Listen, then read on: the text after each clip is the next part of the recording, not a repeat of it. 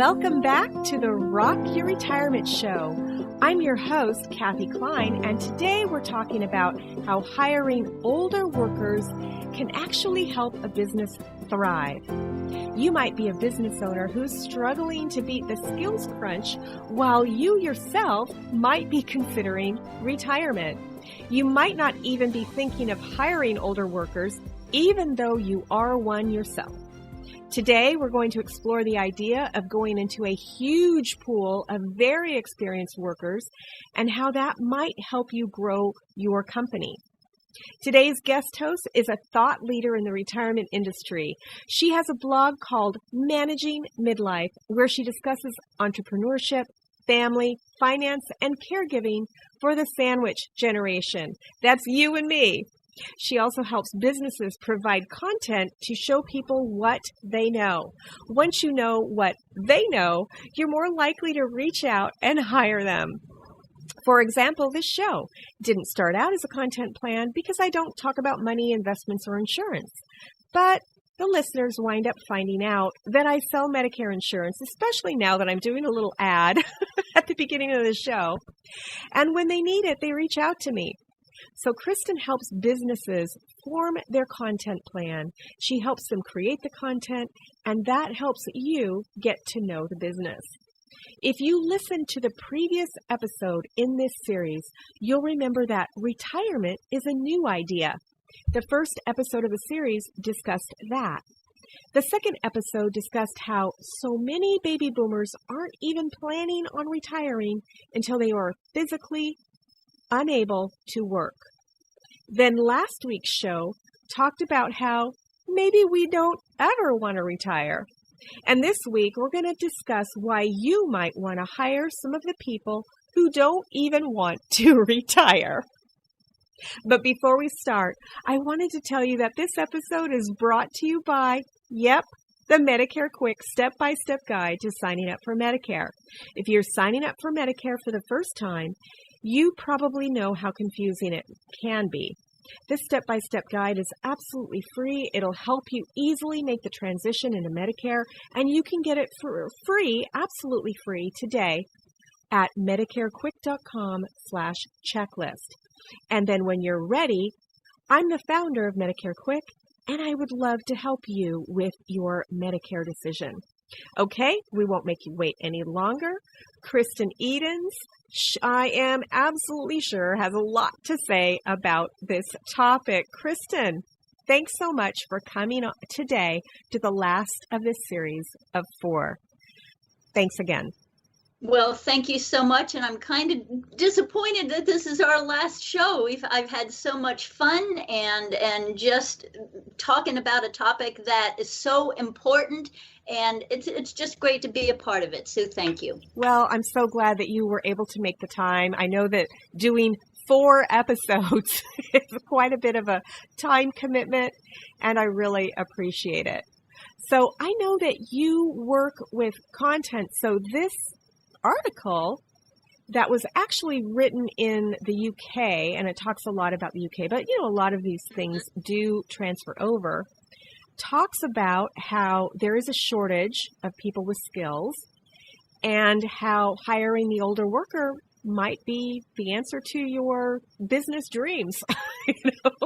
They didn't say it in those words, but absolutely. And it's as they say, it's a win-win for everybody, is because here are these older workers, and I think the other term for it is experienced workers, because some people don't like the term older, but experienced workers and big employers of any size, really, who are looking to fill positions with people who know how. They can jump into a job and take off, and they've got experience, wisdom, expertise, whatever you want to call it, to really take that job, that position in that company forward.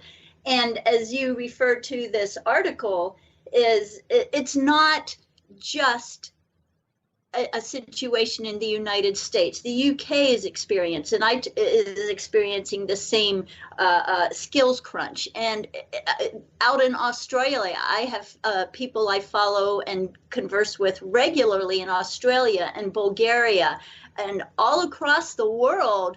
struggling with the same thing. And that was a big amazement to me. I thought this was just a US problem with retirement and skills and unemployment, which we talked about last week, but it's worldwide.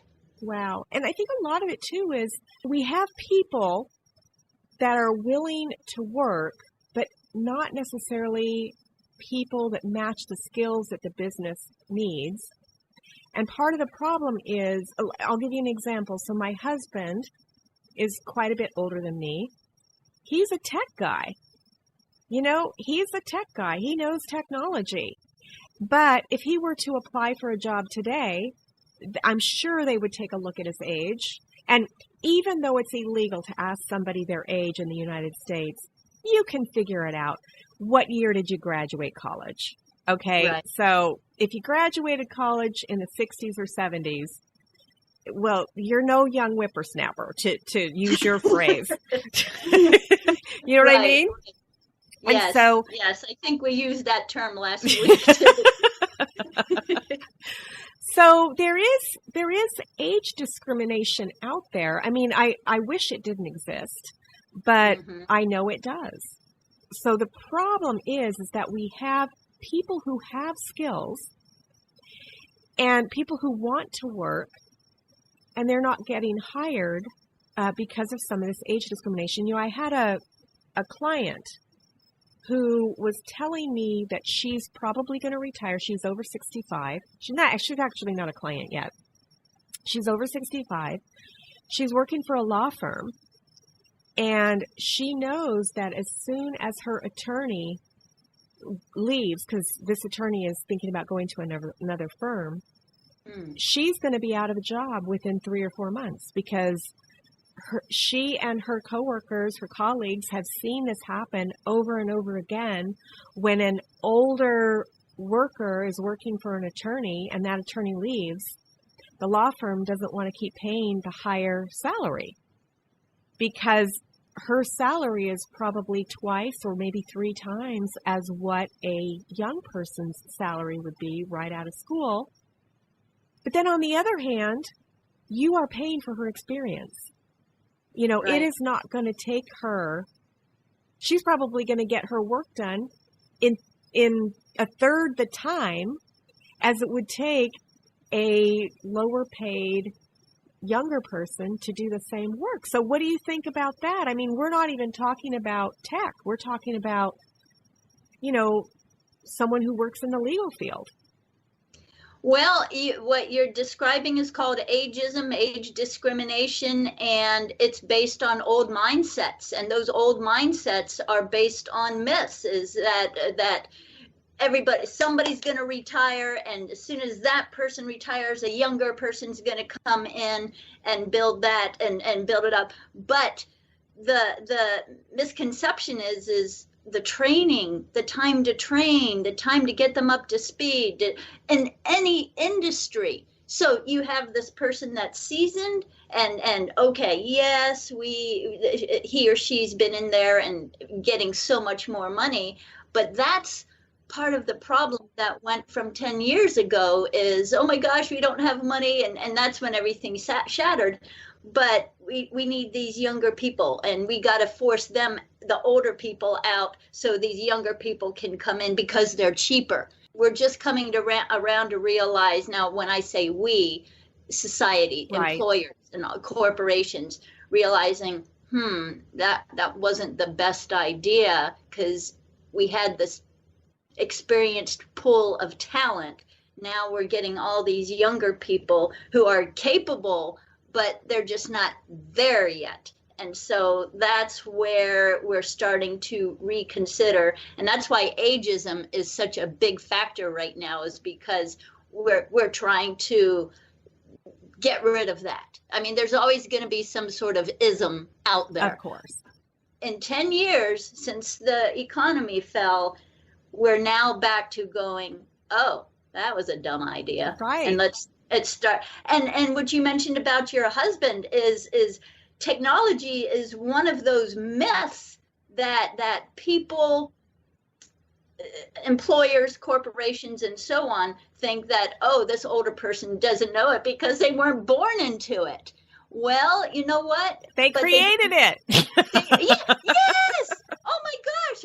Yes, that is so true. When I realized it was Gen Xers and baby boomers back in the 80s and 90s developing all this stuff, which encouraged and inspired our children and grandchildren, we're leading the way. That's right. And employers are starting to recognize that. And so they're just realizing, but here's the thing. So back 10 years ago, when layoffs and forced retirements and earlier retirements were highly encouraged, now they're realizing that person has such skill and knowledge.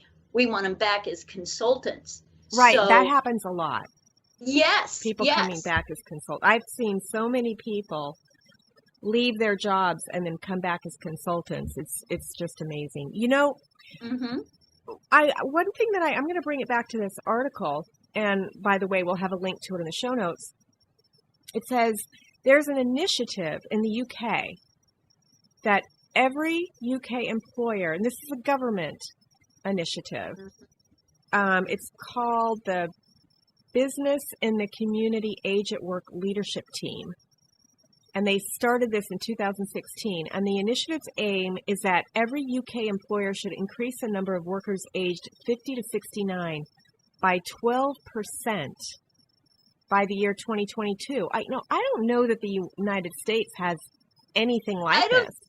I know. When I saw this article, my jaw just about dropped, because 2022 is 3 years away, up to 69.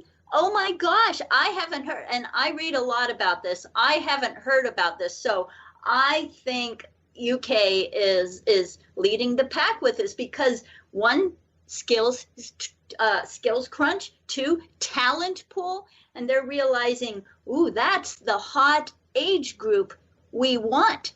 And oh my gosh, this initiative is beautiful. They also talk about not only is it just their skills, but it's also their ability to mentor the younger colleagues. I'm going to read another quote. It says, and they're talking about the older workers. They have often worked for multiple employers in a range of environments and with a variety of management techniques. So they have a valuable sense of perspective and resilience. Combining this with the fresh new skills, ambition, and energy that younger colleagues are recruited for is a real recipe for success. Remember, we talked about multi-generational workplaces. I think that might have been in episode 1 or 2. It was a while back. But this is what they're talking about. You bring the generations together, and then you have a synergy that you don't get when you have a single generation workplace. That's right. And it's just so much more productive because you have different ideas, different energies, and different thoughts, but you pull them all together, great things emerge. And people, it looks like the UK is beginning to realize that. Why don't we have something like this? It's just amazing that is part of a government initiative. I just thought that was interesting. Exactly. I think it's coming around. There is another business, or I think it's a nonprofit business called Respectful Exits, and what they are working on is to eliminate the retirement age. And what their tagline is, people don't have an expiration date. Oh. And so they're working to eliminate the retirement age so that those workers, those employees, can continue to work without the pressure that they must retire by age 65. And again, this goes back to several times we've mentioned it in our previous episodes. It's all about mindset. It's all about those habits that are instilled from our parents and grandparents' day that we just can't seem to let go of or move towards change. It's this. People don't want to quit working. We're too vibrant. We have too much to offer. We're not ready to sit back and curl up and die. We want to keep going. Exactly. And But, one of the things that the article said, they were interviewing somebody, called Phil Jones. And he said basically that he wants to continue working but with less stress. So I'm going to quote this again. Sorry about all the quotes, but they say it much better than I can. He says, after years in a highly pressured role, sometimes over 50s are looking to maintain a good income in return for doing something they find less stressful or more enjoyable linked to personal purpose. And that we talked about that last week, where your work and your purpose don't have to be intermingled. They don't have to be the same thing. Your work for pay can be different than your purpose. But after a certain age, if you don't need the money to work, or even if you do need some money, but not 100% of your money, for example, if you're receiving Social Security payments or maybe a pension from working in the military or, some other kind of income, then you can do something that's less stressful than what you were doing when you were in your 30s and 40s. You know what? And that's another good point. And like you're using quotes a lot, I'm saying that's another good point. But it is a good point here. But think about those ideal, all right, this is a myth all around, is the ideal employment age is what, 25 to 45? And then right. And then it goes downhill from there. Yeah, it's like that bell curve, 25 to 45, woohoo, that's the dream. And then once we hit 45, oh gosh, I'm old. But also, what's happening in a typical person's life between 25 and 45? They're going to school, they're building a family, they're working part-time, full-time, they're balancing this and got getting a lot the house. Going on. They've got a lot going on. So up to that point and after that point, we're less stressed. And especially after that point, okay, the children have moved out. We have paid off our house. We have paid off most of our debt, even though debt is a whole nother topic. But 50, 40, late 40s, 50s and beyond, we don't have as much mental pressure and stress as that ideal, dreamy, what everybody wants to hire. And so as Phil Jones in this article says, is it's nice to kind of be able to relax and have a less stressful outlook on life and employment and but still productive. And still highly productive. So I'm thinking, well, maybe I shouldn't say this. This could raise some huge controversy, but hire more after, because all those stresses of just life are not as heavy. And we've also learned how to streamline what we do. So Les and I went, was it yesterday or the day before? I think it was the day before. We went to a local bar in our community and thought we would have a drink and maybe a salad or something. And I was noticing that the waiter, he had no clue how to do more than one thing at a time. So he was very stressed out because I was thinking, gosh, if he would just learn to turn around and take an order. So he would deliver food and then run back to the kitchen and then deliver food and then run back to the kitchen. And we were waiting to order. So I waited about 15 minutes before I finally stopped him and said, we're ready, But if he would have carried his, and I'm just talking about a waiter, if he would have carried his order form in his pocket and a bottle of ketchup in the other pocket, or maybe some salt, he would have done far less running back and forth. And an older person would have learned that already. Mm-hmm. That, to save some steps and make your job more streamlined, you do it this way. And I think that older people have learned some of these life lessons that maybe some of the younger people, and I know that's kind of a weird analogy, but it's fresh in my mind, so I thought I would bring that up. Well, it comes down to experience, and you've got to go through those challenging, I got to run over here and then run back and then run back. I mean, it doesn't matter where we are in life, we're going to experience that just as a part of the process. Now, eventually, that waiter is going to have, we all need those training times, is what it comes down to. He's going to learn. He's going to learn how to make his job more streamlined and easier. And I think the older you get, the more life lessons you've learned. You know, just that simple thing. I'm not even talking about, you know, technology skills or, you know, skills in laying bricks or whatever. You know, it's hard for me to come up with different jobs. But well, that's why there were apprentices. Exactly. Back. I mean, you go back to way long ago. There were blacksmith apprentices and wheel builder apprentices and candle maker apprentices. I mean, who was the teacher and who was the apprentice? We're coming back to that now. And that's a good way to learn, too. You're learning. It's a mentorship. Right, a mentorship. And that's why, and then I know I sent you another article about how these senior employee hubs are starting to pop up, where they have the seasoned or experienced workers who are ready to go out and help younger folk or startups and entrepreneurs. So we're coming back to that mentorship, and corporations and companies are starting to bring back these older employees for the mentorship. I love it. I love it. These are some of the things that you talk about, right, in your blog and in your business?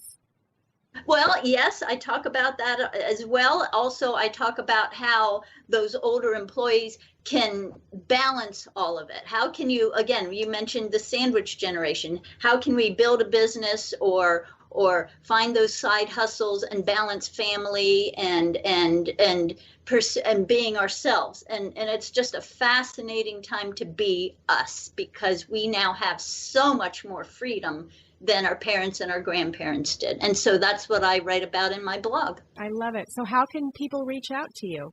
Best place would be on my website at KristenEdens.com. Thank you so much. So much for coming on. And maybe we'll have you on again in the future. But this 4-part series has been just lovely. I really enjoy our conversations. Me too. Great subjects. Thank you. Now, for the listener, before I say goodbye, I have a favor to ask, and that is, I would like to spread the word more about this show. Now, we've already had over 100,000 downloads at this moment, but I really want us, baby boomers, to get more information about retirement lifestyle.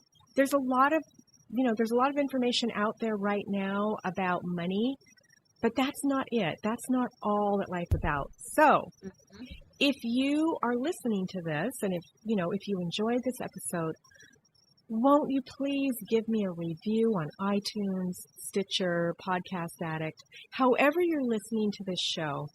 Giving a review really helps move us up in the hierarchy of podcasts, especially if you're on iTunes, because only about half of my listeners are iTunes listeners, which is unusual for a podcast. And so if you are an iTunes listener, I would really, really love it if you would give me a review. Take a screenshot of your review and then email me, and I would be more than happy to personally thank you for giving me that review. So thanks so much to the listener, and thanks again to Kristen, and we'll see you next time on Rock Your Retirement. Bye.